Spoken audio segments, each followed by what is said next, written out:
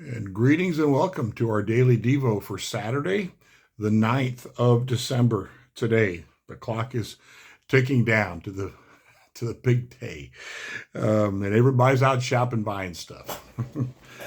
Today's devotion is entitled Jesus' Action-Packed Temple Sermon. I can't wait to hear it. It's actually recorded. This is one of the few ones we've had actually recorded in all four of the gospel accounts, and so it's evidently must be pretty important for everybody to write about it. Yesterday's was as well, triumphal entry. So I think we're getting the hint that this Jesus's final days in Jerusalem are they're the big event. They're the main reason why Jesus came, but not every reason why he came.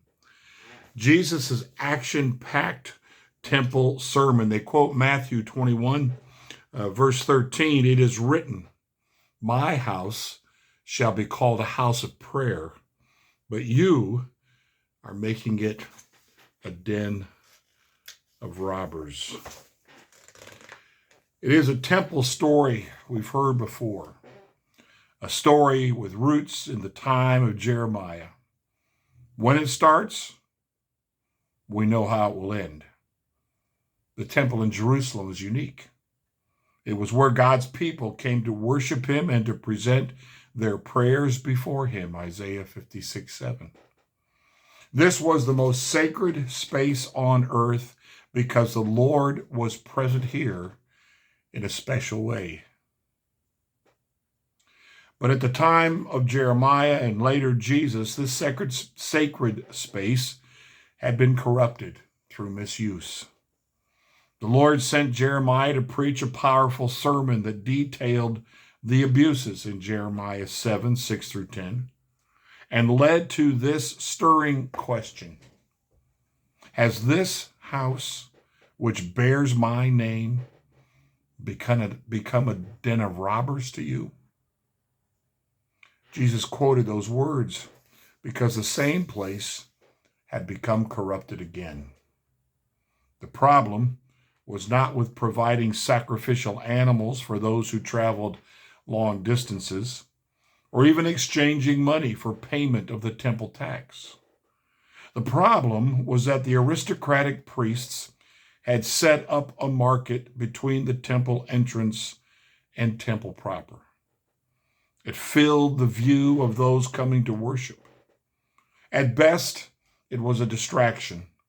At worst, it became the purpose of the space, a profit-making business rather than a place of prayer. Jesus and Jeremiah both called for a change. Jeremiah at the entrance of the Lord's house and Jesus in the temple courtyards. While Jesus quoted Jeremiah's sermon, his actions speak as loudly as his words. Jesus overturned tables and sent the livestock scrambling with whip in hand.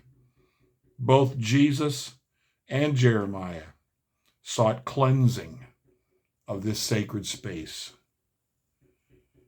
The reaction to both was also the same. The temple leadership plotted against Jeremiah in Jeremiah 11:18. Called for his execution in Jeremiah 26:11, and arrested him in Jeremiah 37:16. But none of that muted the outcome. As promised, the Lord permitted the unthinkable.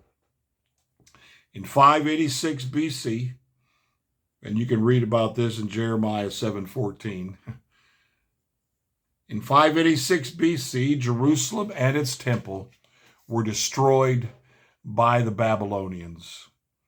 Jesus stood in the rebuilt temple complex where the Sadducees and teachers of the law responded to him in a fashion similar to the way Jeremiah was responded to.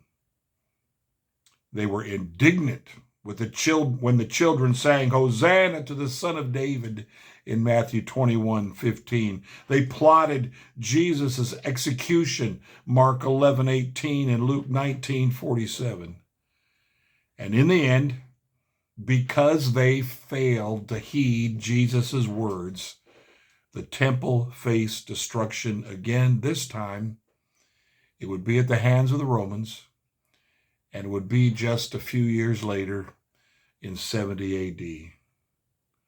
The Lord takes misuse of his sacred space very seriously. What is his sacred space? In our case, is it the building that's on the corner of Floral and Ackley Avenue in Johnson City, New York? Is it a campground like Pocono Mountain Bible Conference? Well, certainly the Lord uses those places for his purposes.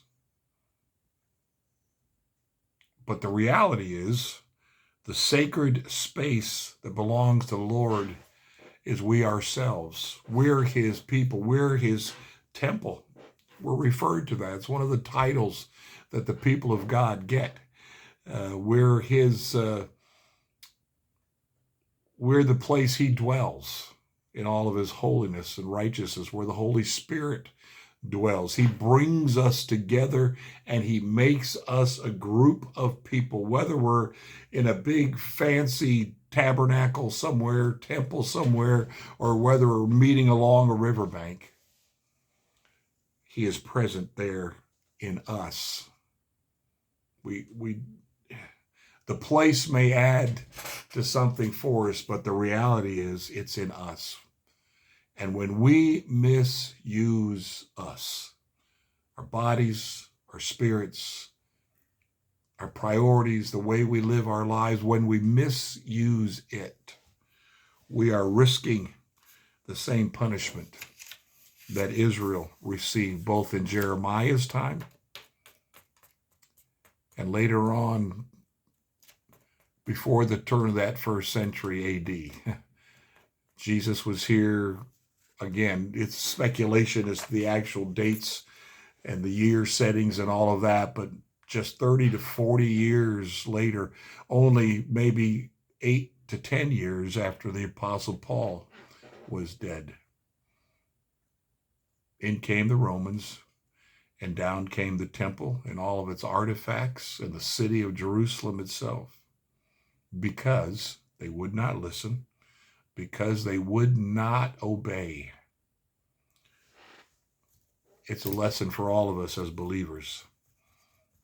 We listen, we obey. That's how we show our love to him, by obedience.